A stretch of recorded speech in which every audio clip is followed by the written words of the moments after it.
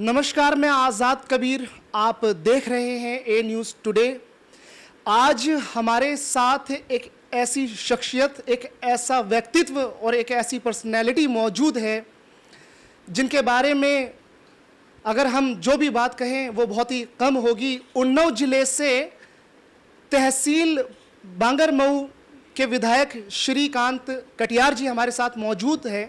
हम कटियार साहब से बात करेंगे, अपने दर्शकों को हम उनको जानकारी देंगे, बताएंगे कि इस पूरे निर्वाचन क्षेत्र में बांगरमऊ में कटियार साहब ने जनता के लिए क्या काम किए हैं, जो डेवलपमेंट वर्क है, विकास कार्य हैं आम जन के, वो कौन कौन से कार्य हैं जो कटियार साहब ने किए हैं। सर, बहुत बहुत स्वागत है आपका ए न्यूज़ टुडे पे। बहुत बहुत धन्यवाद आपका। सर, पहला सवाल आपसे यही होगा कि वो 3 ऐसे काम जो आपके दिल में बसे पड़े हैं, जब आपको जनता ने जिताया, आपको चुना और आपके ऊपर जिम्मेदारी दी, तो आपने एक सूचीबद्ध किया था कि हम वो 3 काम अपनी प्यारी जनता के लिए, हम अपने इलाके की जनता के लिए वो करेंगे। वो आप दर्शकों को बताएं सर। हम आपको बताना चाहते हैं कि भारतीय जनता पार्टी के कार्यकर्ता के नाते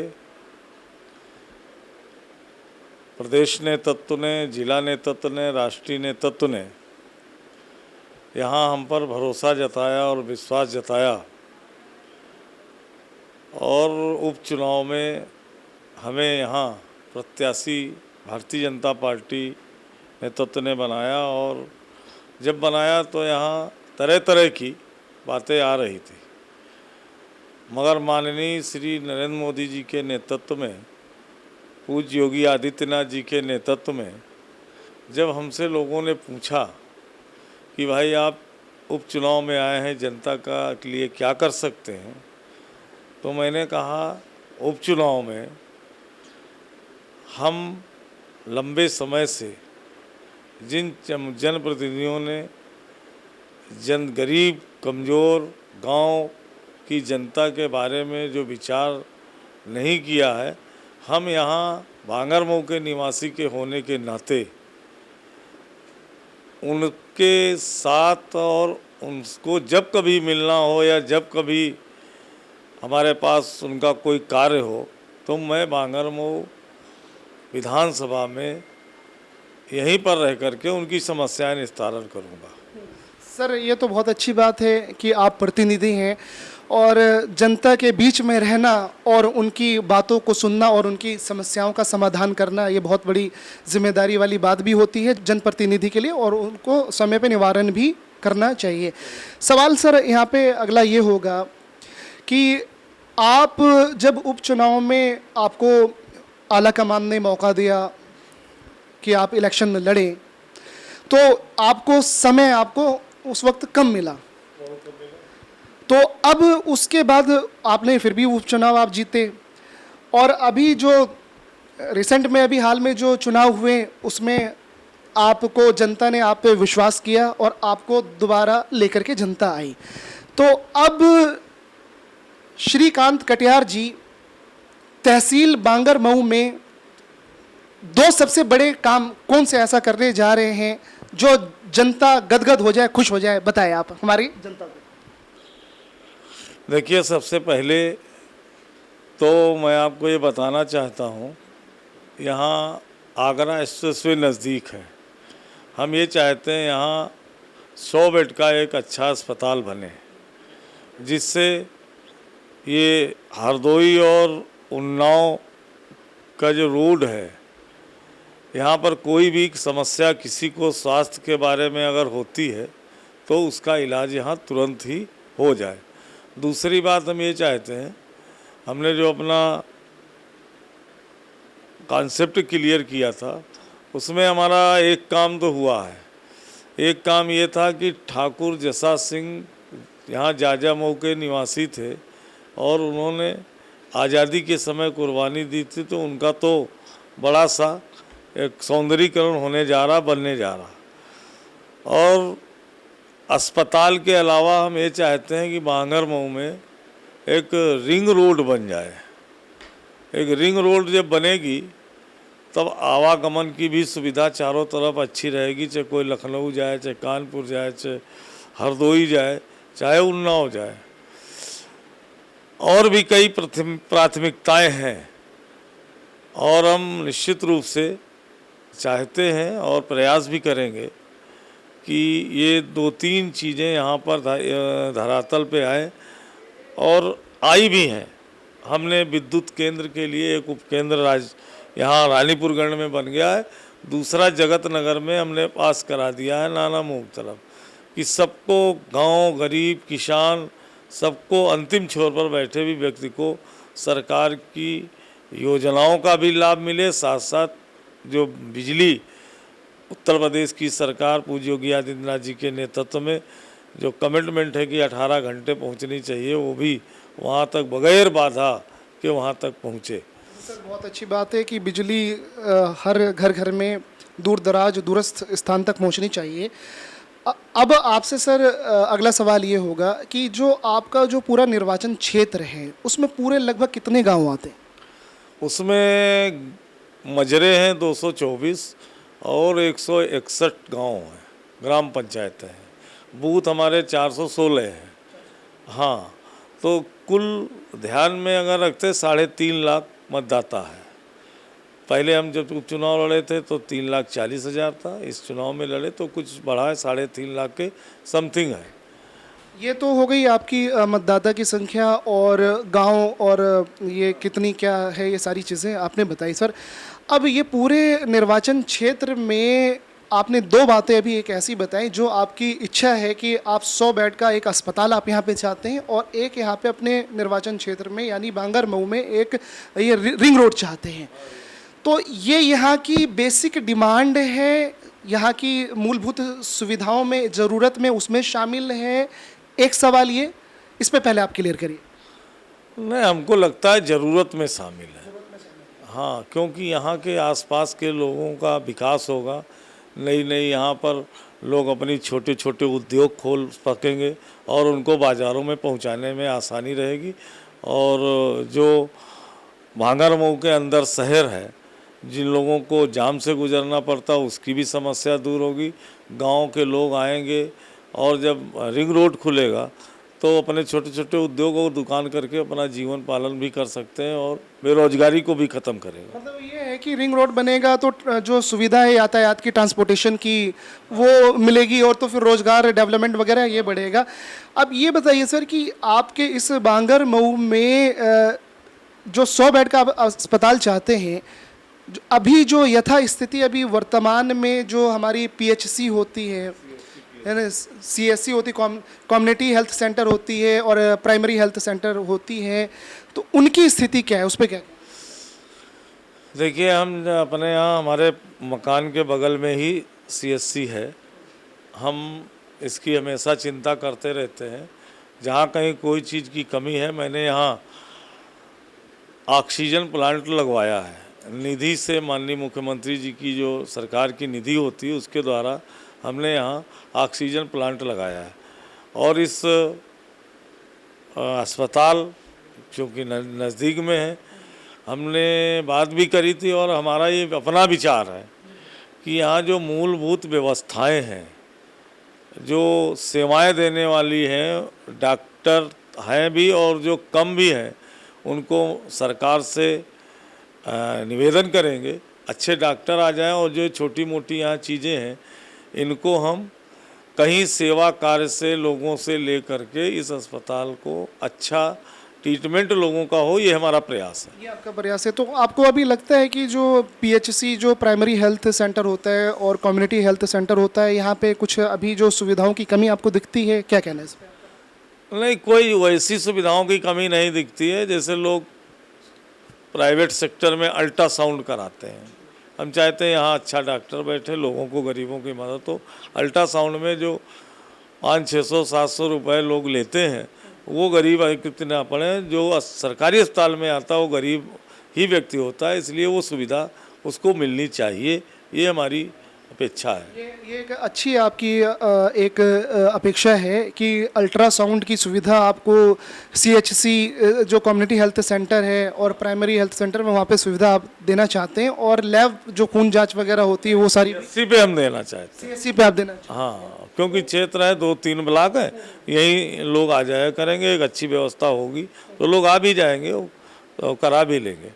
आपके 2 और 3 सबसे बड़े काम जो आप सबसे पहले करना चाहते हैं, तो उसमें आपने सबसे पहले अभी 100 बेड के अस्पताल की बात करी।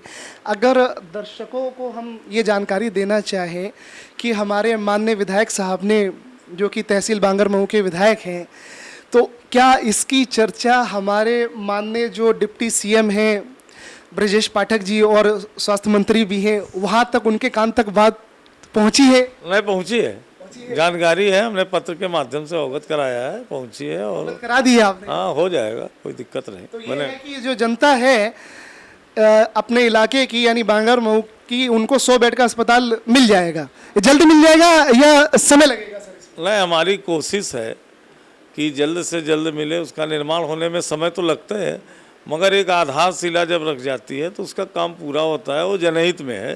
मतलब ये अगर हम ये पूछे कि 100 में से कितने प्रतिशत चांसेस हैं कि ये काम हो जाएगा, या ठंडे बस्ते में चला जाएगा? नहीं, ठंडे बस्ते में भारतीय जनता पार्टी में कुछ नहीं जाता है, और ठंडे बस्ते में अगर जाता तो उत्तर प्रदेश में सब लोगों को पता है, जनता ने भरोसा किया है, और 37 वर्ष बाद दोबारा सरकार पूर्ण बहुमत में, प्रचंड बहुमत से आई है, तो ये जरूर प्रेजेंटेशन करती है। बिल्कुल, ये जनता पार्टी काम करेगी। ये बहुत बड़ी बात है कि जब किसी सरकार को जनता पूर्ण बहुमत देती है तो बहुत बड़ा दायित्व आ जाता है सर। तो इसी अगली कड़ी को हम आगे बढ़ाएंगे। यहाँ की बांगरमऊ की 3 सबसे बड़ी चुनौतियाँ सर अभी वर्तमान में क्या देखते हैं? नहीं, चुनौतियाँ आपको क्या लग रही हैं? हम आपसे पूछना चाहते हैं, अगर आप चुनौतियों को बता देंगे तो हम स्वीकार करके उनके लिए जुड़ जाएंगे, सेवा के लिए जुड़ जाएंगे, मेहनत करने लगेंगे। क्योंकि जनता ने सर आपको चुना है, और क्यों आप जनता के करीब रहते हैं, और मीडिया तो मुद्दों पे आती है, मीडिया को भी जानकारी होती है, बहुत सारे मुद्दे पे मीडिया भी रिसर्च करती है, लेकिन आप जनता के बीच में सदैव रहते हैं, अपने इलाके में आप यहाँ पे रहते हैं। तो अगर हम यहाँ की समस्या के बारे में आपसे जानते एक आम जन के तरह, तो उस पर आप क्या कहेंगे सर? भाई, समस्याएं जनता की जो होती हैं उनको निस्तारण हम लोग करते रहते हैं। अब वो चुनौतियां हम आपसे जानना चाहते हैं क्या है इस विधानसभा में, जो हमको लगता है यहाँ चुनौती कुछ नहीं दिख रही है। तो हम आपको चुनौती बताते हैं। अब आप सुनिए फिर ध्यान से। अब आपने ये वादा भी किया ऑन रिकॉर्ड की चुनौतियों को हम पूरा करेंगे, ठीक करेंगे। अब आज ही हमने जो रिसर्च किया, आज हमने जो अवलोकन किया, ऑब्जर्वेशन किया कि आपके इस इलाके में 3 बड़ी चुनौतियां हमने देखी सर, जो कि आम जनता की जो सुरक्षा से जुड़ी हुई है और व्यापारी तबके की भी सुरक्षा से जुड़ी हुई है। सीधा नंबर 1 चुनौती हमने ये देखी कि यहाँ पे जगह जगह पे सीसीटीवी कैमरे नहीं है, नंबर 1। फिर आपसे जवाब लेंगे, मैं सवाल कंप्लीट कर लूँ। नंबर 2 हमने यहाँ पे ये देखा सर कि जो जगह जगह पे निकटतम पुलिस बूथ होना चाहिए वो नहीं है। और नंबर 3 हमने ये देखा कि और बैंक जैसे Punjab national bank of Baroda वो थोड़े करीब है, लेकिन भारतीय स्टेट बैंक जो है वो दूरी पे है। और जो एक कारोबारी तबका है, जाहिर सी बात है भारतीय स्टेट बैंक बड़ा बैंक है, वहाँ पे जाने में समय लगता है। तो ये अभी हमें 3 सबसे बड़ी चुनौतियाँ दिखी हैं। सीसीटीवी कैमरे नहीं है, पुलिस के जो बूथ होती है पुलिस पैकेट वो नहीं है, तीसरा बैंक का डिस्टेंस दूर है। ये आम जन और व्यापारी के लिए सबसे बड़ी चुनौतियां हैं। इस पे विधायक साहब का क्या कहना है? ये तो आप नगर की चुनौतियाँ बताएं। हम इस पर ये कहना चाहते हैं, आपने पूछ ही दिया है। पिछले बार हम उपचुनाव में जब आए थे तो सबसे पहले कप्तान साहब से हमने कहा था कि इस नगर में नहीं, हर थानों पर सीसी कैमरे हमारी निधि से लगवा दो। बाय द वे समय कम था, ऐसा नहीं हो पाया। ये तो चुनौती नहीं, ये तो हमारे लिए, हमारे दिमाग में है, हमारे ध्यान में भी है।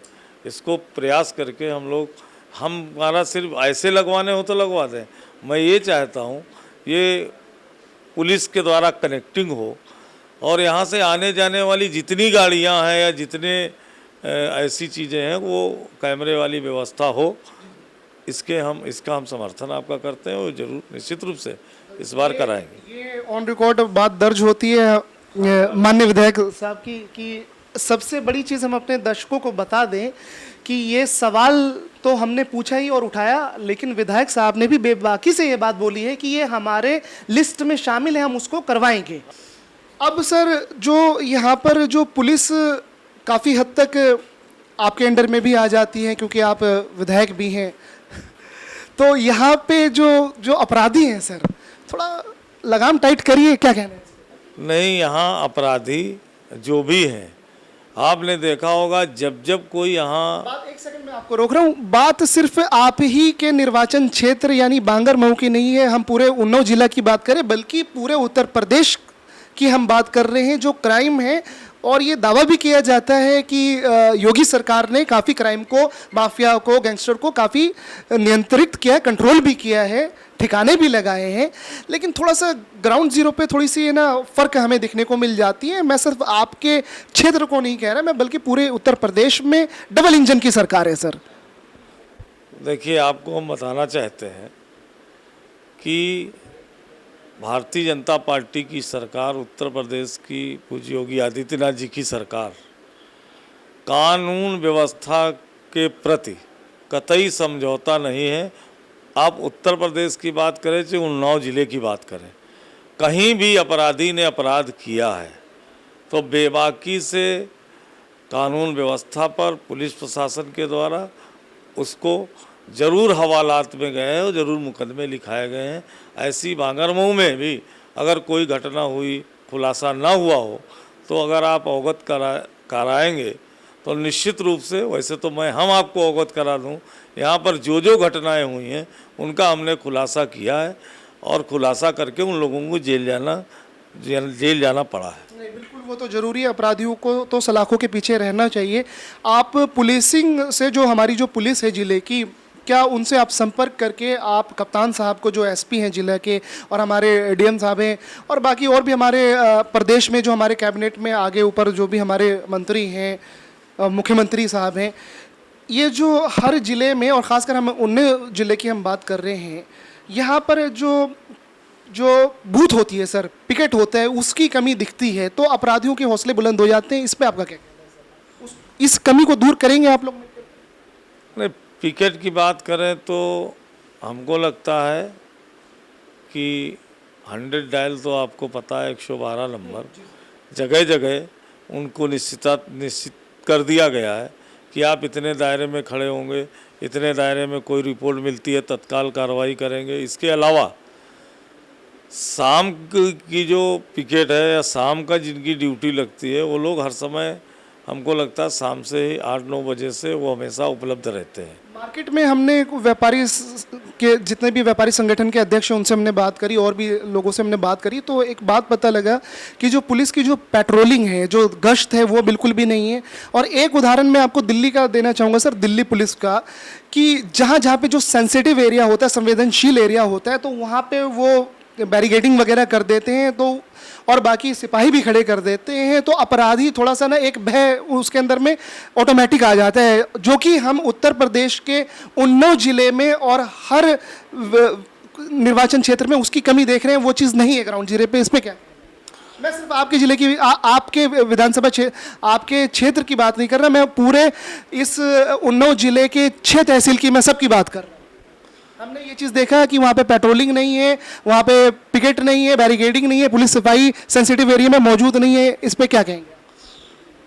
नहीं, ये कैसे कह सकते हैं? हम उन्नाव ज़िले में हम रात की पेट्रोलिंग तो हमारे यहाँ जो भी हम लोग कप्तान साहब से बात करते रहते हैं, 12, 1, 2 बजे हमेशा थाना अध्यक्ष की गाड़ी जाती है, जगह जगह चेक करती है। और यहाँ शहर की बात हम करें अगर, तो हर शहरों में जो लोग कह रहे होंगे, हो सकता कि उन्होंने कहीं देखा हो, ना पाया हो। हमने अपने आंखों से देखा। हम उन्नाव से सिविल लाइन से हम यहाँ चल करके बांगरमऊ आए, आपके आपके दफ्तर तक यहाँ पे आए, हमें कहीं पे भी एक सिवाय कोतवाली के हमें कहीं पे भी कोई बैरिकेडिंग, कोई भी पिकेट, कोई भी पुलिस बूथ हमें नहीं दिखा।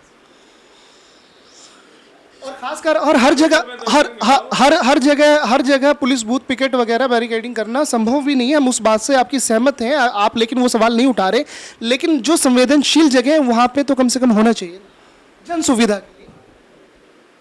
अगर ऐसा नहीं है, वैसे थानों के सामने लगभग हम देख पाते हैं, सफीपुर में भी है और हमारे यहाँ नाना मऊ चौराहे पर भी है। अगर कहीं ऐसी कोई गड़बड़ी आपको देखने को मिली, हम कप्तान से बात करके इसको निस्तारण कराएंगे। बिल्कुल, यही है कि देखिए सर, जनता ने आपको जिम्मेदारी है, जनता की जन सुविधा के लिए ये, और ये बहुत एक अपने दर्शकों को हम बता दें कि बड़ी जिम्मेदारी के साथ कटियार साहब इस चीज़ को कबूल भी रहे हैं कि अगर हमें कहीं पे कोई गैप दिखती है, कोई चीज़ मिसिंग दिखती है जन सुविधा के लिए, तो वो कबूल भी रही कि हम उसको करेंगे भी। सर, ये भी एक आप प्रशंसा के भी आप पात्र हैं इस चीज़ के लिए कि आप एक्सेप्ट नहीं कर रहे, क्योंकि जनरली क्या है, नेता लोग एक्सेप्ट भी नहीं करते हैं। एक्सेप्ट तो आपने देखा कि नहीं है, और मैं जब आता हूँ तो सफ़ीपुर में, चकलवंशी में, बांगरमऊ में, तो हम आपकी बात को डिनाई नहीं कर सकता हूँ। तो मैंने वो बात, आपने सवाल प्रश्न किया हमसे, कहा अगर कहीं ऐसा दिखता है तो निश्चित रूप में ज़रूर कहा जाएगा, और जो आपने कहा कि होनी चाहिए और ज़रूर है भी, और वो नहीं अगर कहीं पे है तो होगी, दिन में भी जिस तरह चाहते हैं उससे होगी। अब जैसे अब हम आगे आपके पर्सनल कार्य पे आते हैं सर। आपने हमारी जो जनता के लिए, जो आप विधायक हैं,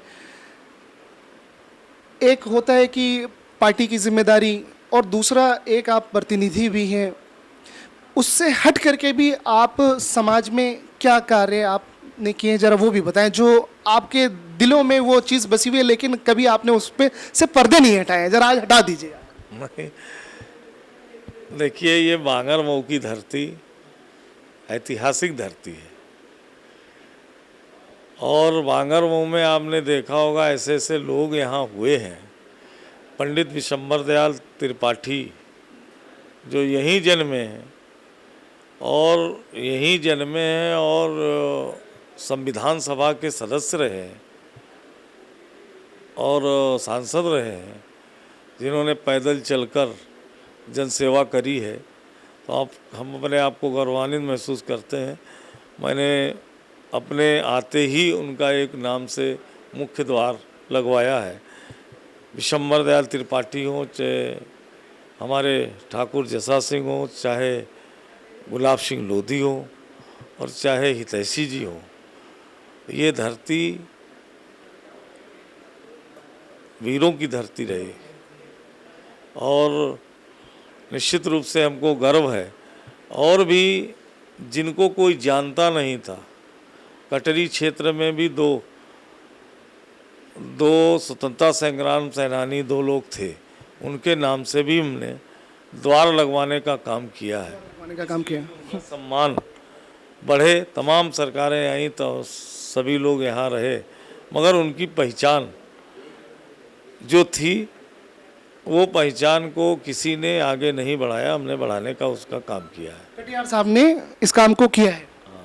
हमने किया है। ठाकुर जसा सिंह हो, चाहे विशंबर दयाल त्रिपाठी हो, चाहे गुलाब सिंह लोधी हो, इनके मेन द्वार जब गुजरे आदमी तो ये लगे कि नहीं, हम गुलाब सिंह की धरती पर, गुलाब सिंह लोधी जी की धरती पर आए हैं, जिन्होंने तिरंगा विधानसभा में फहराने का काम किया था। कटियार साहब, ए न्यूज़ टुडे से बात करने के लिए आपका बहुत बहुत धन्यवाद सर। आपका भी बहुत बहुत धन्यवाद। आप यहाँ पर आए, हम लोगों से जनता की बातें पूछी, ध्यान आकृष्ट किया, इसलिए बहुत बहुत धन्यवाद।